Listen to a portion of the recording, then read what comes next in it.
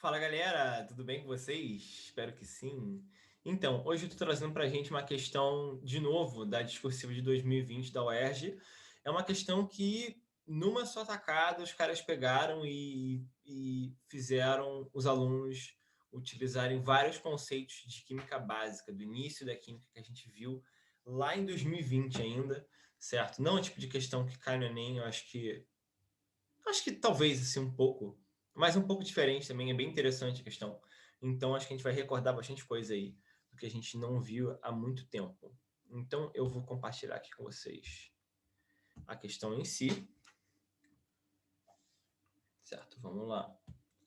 Então essa questão, a questão número 6, que diz o seguinte: uma amostra impura de 200 gramas de óxido de arsênio 3 foi submetida a determinado processo que envolve a seguinte sequência de reações.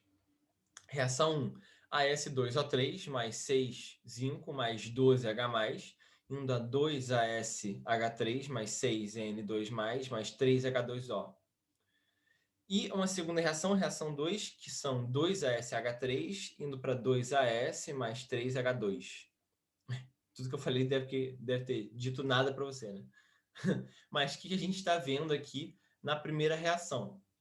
Na primeira reação, a gente tem zinco 0 indo para zinco 2+. Então, a gente está oxidando o zinco e você vê que o arsênio tem três oxigênios atrelados a ele aí, que vão sair na forma de água, e ele vai ficar com esses hidrogênios. Então, você está reduzindo o arsênio, certo? E na segunda reação, você pega esse arsênio que você reduziu e você transforma ele em arsênio metálico. Então, basicamente, o que esse cara está fazendo nessas duas reações, se você parar para olhar o que de fato acontece, ele está pegando um óxido de arsênio e está transformando em arsênio metálico, né? Como se você parar para pensar que geralmente você encontra os óxidos de qualquer metal no, é a forma como você encontra eles na natureza, então ele está basicamente refinando esse arsênio, né, e transformando ele na forma metálica dele. Aí ele fala o seguinte: depois que ele fez essas reações químicas, ele observou a formação de 50 gramas de arsênio. E ele pede: indique o agente redutor da reação 1, a polaridade da molécula de AsH3 e, em seguida, calcule o grau de pureza do óxido de arsênio 3. Certo? Então vamos lá começar pela primeira parte. Ele começa pela parte mais soft da química e depois pede para você fazer uns cálculos. Então, galera, vamos começar aqui com a parte 1. Ele pede quem é o agente redutor da reação 1. Foi exatamente isso que eu acabei de falar com vocês, né? Ele usa o zinco como agente redutor nessa reação aqui, exatamente porque o zinco é um metal menos nobre do que o arsênio, mais fácil de encontrar. Então, se você quer fazer o seu arsênio metálico a partir do óxido dele, você pode usar o zinco tranquilamente, certo? Então, vamos lá colocar aqui 1, certo? E vamos ver aqui em cima na questão o que acontece, né? Quem está mudando de inox? Porque é isso que a gente quer ver quando a gente fala de agente redutor. Ah, tem uma coisa aqui, um detalhe importante que eu tenho que escrever sobre agente redutor com vocês, que é o seguinte: quem é o agente redutor? O agente redutor é sempre o cara que se oxida. Agente redutor. O cara que se oxida. É isso, tá? Sempre. Então guarde isso. Ele é quem permite outra substância de se reduzir. Ele é o cara que se oxida para isso, porque os elétrons têm que ir para algum lugar. Se você tem um cara se oxidando, você tem alguém se reduzindo e vice-versa, tá? Então, como ele promove a redução de alguém, ele tem que se oxidar no processo, tá? Então, vamos lá aqui em cima na reação de novo e vamos ver quem é esse cara. Na reação 1, que nem eu falei pra gente, a gente tem aqui, ó, zinco 0. Eu vou escrever o NOx dele aqui. Zinco 0, porque ele é metálico, indo para zinco 2+, galera. Exatamente. Então, nesse caso daqui, como a gente tem um zinco indo para 2+, ele está aumentando o NOx dele. Então, como ele está aumentando o NOx, ele está se oxidando. Se ele está se oxidando, ele está promovendo a redução de alguém.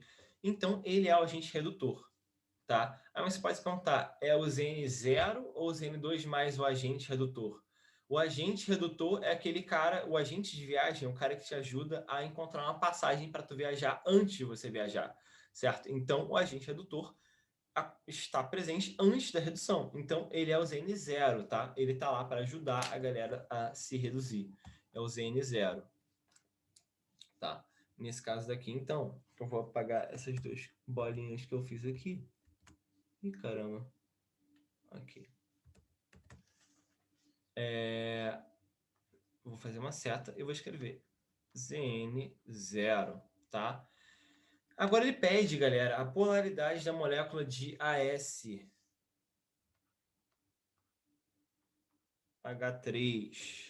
tá bom? Então, quem é o ASH3, certo? Esse cara daqui que a gente está formando. Por que é importante você saber a polaridade dessa molécula, por exemplo? Por que é importante você saber isso?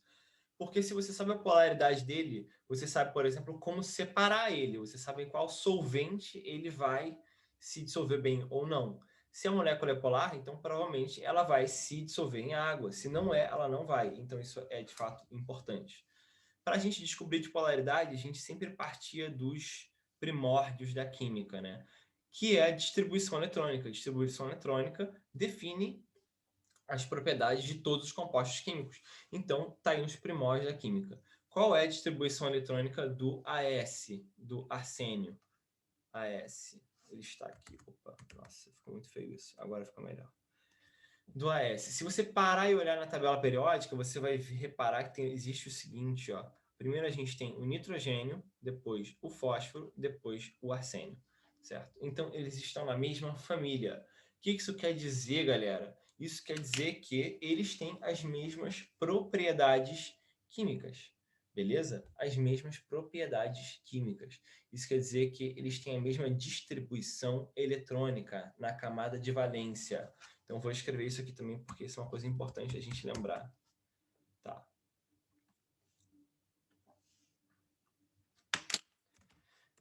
Mesma família igual a mesma distribuição eletrônica.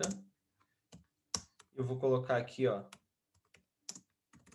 quase as mesmas propriedades químicas. Certo? Então, esse aqui é o nosso paradigma. Se está na mesma família, tem as mesmas propriedades, a mesma distribuição eletrônica e quase que as mesmas propriedades químicas. Tá? Então, vou colocar isso aqui embaixo, para a gente se lembrar. Vou apagar esse maluco remelento aqui. Opa, não queria ter feito isso. Tá, nem isso. Tá complicado mesmo, né? Bom, não tem problema. Eu vou usar o meu lápis para apagar, nesse caso aqui. Tá? Então lembre-se disso. Isso é uma coisa muito importante, porque vai te ajudar a pensar no que você vai encontrar pelo caminho aí, certo? Então, aliás, por conta disso também, se você tem uma molécula que tem... Demorou um pouquinho, mas tá aí, tá feito. Que tem a mesma molécula central, só muda isso, desculpa, só tem o mesmo átomo central, você vai ter as mesmas propriedades químicas que essa molécula. Tá, então vamos desenhar aqui, lembrando isso, tendo isso em mente, vamos desenhar aqui a estrutura do ASH3. Se o AS está na mesma família que o nitrogênio, ele tem a mesma distribuição eletrônica do hidrogênio, que é S2P3, tá? Isso aqui ó, a gente não sabe, nem isso que a gente sabe, e a gente não precisa saber. É isso que é interessante dessa propriedade tabela, da tabela periódica. A gente não precisa saber como é que termina esse S2P3 dele. A gente sabe que é isso, e a gente sabe qual é a camada de valência do arsênio, certo? Então, a gente tem 2 elétrons aqui, certo? E mais 3, temos 5 elétrons na camada de valência. Por que eu desenhei assim? Porque agora eu vou colocar os nossos hidrogênios aqui.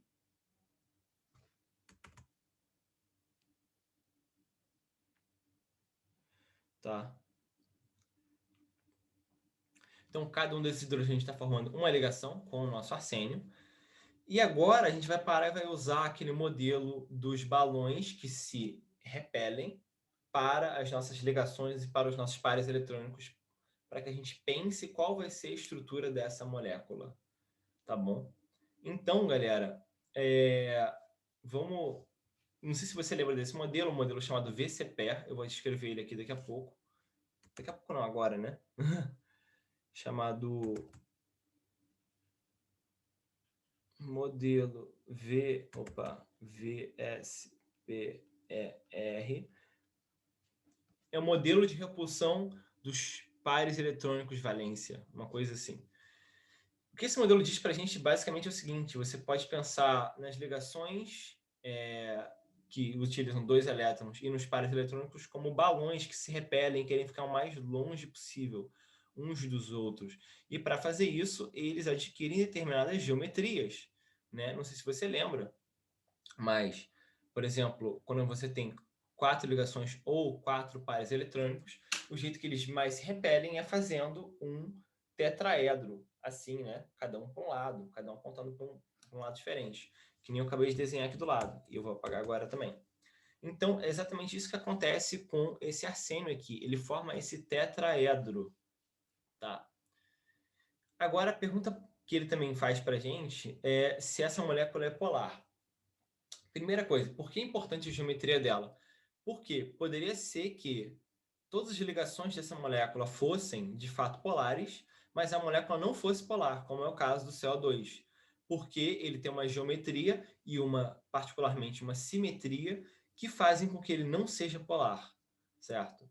Então, nesse caso aqui, por causa da geometria e da falta de simetria, quer dizer, da simetria do ASH3, essa molécula vai ser polar. Mas assim, saindo do zero e pensando sobre isso, como é que a gente descobre se essa molécula é polar ou não, gente? Para cada ligação, a gente vai desenhar o nosso vetor momento de dipolo, certo? Então, como o arsênio tem uma eletronegatividade maior do que o hidrogênio, ele atrai mais os elétrons dessa ligação, então ele fica com uma carga parcial negativa, né? Fica com um vetor momento de dipolo negativo para cada uma dessas ligações. Tá vendo? Cada vetorzinho indo para ele aqui. E esses vetores não se cancelam entre si. Se você parar para pensar, você vai ter 3 desses vetores para cá. Ó. Um tá para cá, outro para cá e outro para cá. Eles não se cancelam entre si. Eles, na verdade, têm uma resultante, que eu vou desenhar grande aqui, ó, para cima. Tá? Melhor, eu vou tirar isso daqui, porque eu não sei se você consegue imaginar bem a coisa aqui. Talvez você consiga imaginar melhor a coisa aqui, ó. Ó, não, melhor aqui, ó. Vou desenhar bem em cima da molécula aqui, ó. Pronto. Eles, os 3 juntos, formam uma resultante que vai para cima, né? Uma carga negativa para cima aí do arsênio. Então, se a gente for desenhar meio que a nuvem eletrônica que está em volta dessa molécula aqui, ó, a gente tem que desenhar uma nuvem que é mais grossa que perto do arsênio. Ele fica mais tempo com os elétrons perto dele, tá? Ele é mais negativo ali perto, na cabeça do arsênio, lá na ponta dele, na ponta da pirâmide. A mesma coisa acontece com a amônia, tá? Então, como ele tem uma resultante não nula do momento de dipolo dele, uma resultante real, né, do momento de dipolo dele, essa molécula é polar. Isso quer dizer que esse hidreto de arsênio vai se dissolver bem em água, por exemplo. Tá? Então, isso responde a segunda questão. Terceira questão. A gente tem lá, pelo que ele diz no enunciado, e eu vou mostrar de novo o enunciado para você para comprovar que eu não estou mentindo dessa vez, 50 gramas de arsênio saindo da reação e 200 gramas de óxido de arsênio 3 entrando. E quer saber qual é a pureza desse óxido de arsênio 3. Certo? Como é que a gente vai fazer isso? A gente vê o quanto saiu. Pelo quanto saiu, a gente tem uma noção real do quanto de átomos de arsênio estão entrando nas reações. Então, dá para a gente saber quantos desses 200 gramas do que seria óxido de arsênio é óxido de arsênio de verdade, certo? nesse momento é importante você diferenciar bem duas coisas, gente. Uma coisa é pureza de um certo reagente e outra coisa é a conversão da reação, certo? É qual o percentual dessa reação que acontece de fato, né? É o que a gente chama de... Nossa, sempre esqueço esse nome. Daqui a pouco eu vou lembrar de novo. Mas então, são duas coisas diferentes, certo? Uma coisa é o quanto você tem puro o seu reagente, e outra coisa é o quanto a reação de fato acontece. Qual é a conversão dessa reação? Não sei se conversão era o nome que eu queria dizer, mas talvez fosse. Então a gente vai começar olhando a estequiometria. Na verdade, isso aqui é um problema de estequiometria. A estequiometria é a base da química, né? Então a gente tem nessas reações aqui o seguinte: a gente tem 1 mol de AS2O3 entrando, e a gente tem a reação 1 aqui, e vai para 2 mol de AsH3, certo? E depois a gente tem a reação 2, que vai fazer o que, gente? Que vai trazer desses 2 mol de AsH3, vai trazer 2 mol de AS puro, zero, certo? Repara bem nesse esquema que eu fiz aqui. Eu fiz um esquema de proporção estequiométrica com base nas nossas reações, tá? Então a gente tem uma proporção aqui de 1 para 2 para 2, tá? E eu peguei só o que importa para a gente das reações para esse cálculo, tá? Aqui, ó. Eu peguei só esse cara aqui e esse cara aqui. Esse cara aqui é o mesmo que esse, né? Tá bom? Então, a gente vai começar por esse esquema aqui e vai calcular qual é essa pureza. Por quê? Porque a gente sabe que a gente tem 50 gramas desse cara aqui, ó. Quanto que é 50 gramas desse cara daqui? A gente vai ter, ó, X mol em 50 gramas, que a gente não sabe quanto é que é. A gente sabe que para o AS, né, 1 mol é igual a 74,92 gramas. Não se espante, eu tirei isso da tabela periódica, tá? Eu fui lá e li qual é o mol do arsênio. Então, em 50 gramas, a gente vai ter X mol, tá? 50 gramas aqui. Logo, X é igual a quanto? Faz aí a multiplicação cruzada, né? Divide uma coisa pela outra. Então, a gente vai ter 50 dividido por 74,92. Eu vou escrever isso aqui para caso você se confunda.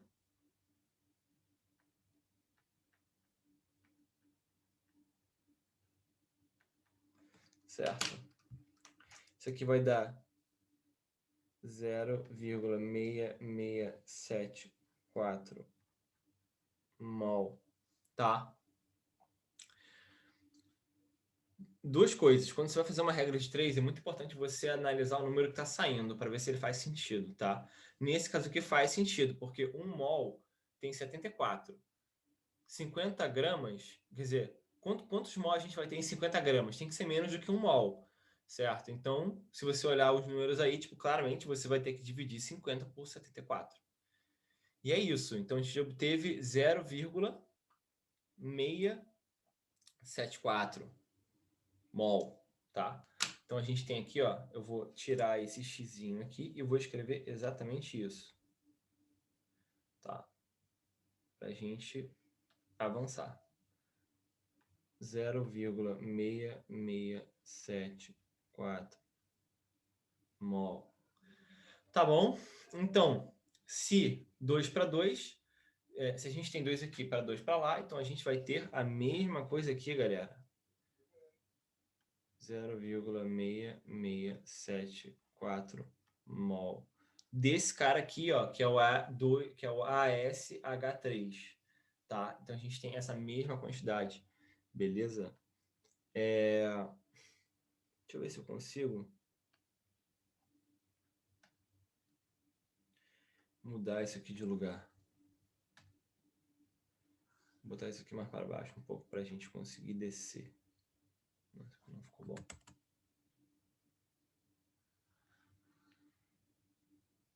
Vamos ver se agora anda melhor. Agora anda melhor. Pronto. Aqui. Deixa eu descer um pouco, tá bom? E esse cara aqui também.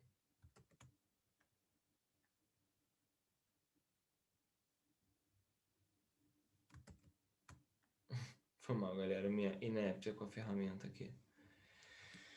Beleza. Então. Agora que chegou o momento, né?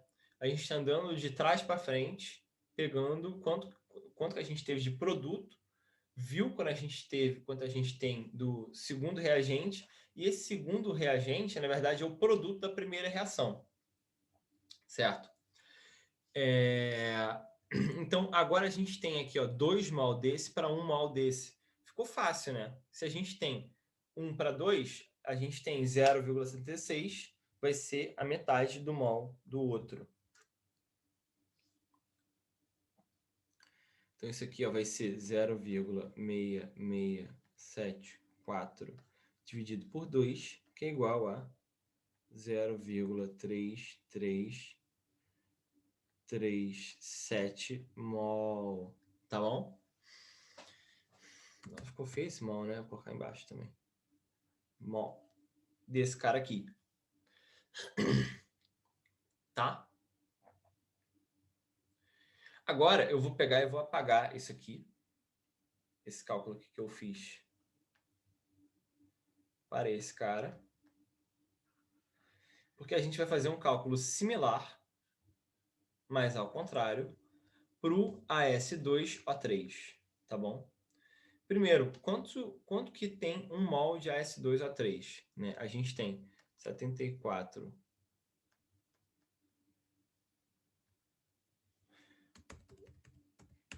Vou colocar aqui, ó. A gente está querendo ver agora quanto pesa um mol de AS2O3, tá? Por que a gente está querendo fazer isso, gente? Para a gente descobrir qual vai ser a massa dessa quantidade de mol aqui que a gente acabou de descobrir. A gente quer descobrir quanto ele pesa. Quanto pesa 0,3337 mol desse cara, certo? Mas quanto tem um mol dele? Essa que é a pergunta, né? Então, vamos lá. Igual a 2 vezes 74,92 gramas mais, vou colocar 1 aqui, né? 1 mol, mais 3 vezes, quanto que é a massa do oxigênio? Isso, você respondeu certo, é 16. Isso aqui vai dar quanto?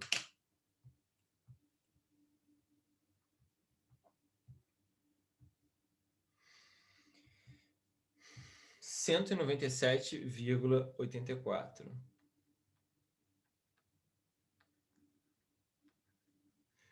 Gramas por mol. Opa, desculpa, gente. Nesse caso aqui não é gramas por mol. Se a gente sabe o que está escrito aqui. Um mol desse cara aqui tem 197,84 gramas. Tá bom? Então, isso aqui, ó, eu vou colocar um igual aqui, ó. O que a gente sabe? A gente sabe, ó. Peraí, melhor. Vou pegar e vou apagar tudo aqui. Eu vou fazer esse cálculo aqui mesmo. Só que fazendo a regra de 3 que você tanto ama. 1 mol de AS2O3. E se a gente tem 0,3337 mol Y. Y, então, portanto, vai ser a nossa regra de 3 aqui. Vai ser 197,84 vezes 0,337. 3337. Vai ser 66,01 grama. Tá? Então, galera, o que a gente descobriu aqui? Isso aqui, na verdade, representa 66,01 grama, tá? Eu vou apagar esse cálculo aqui também.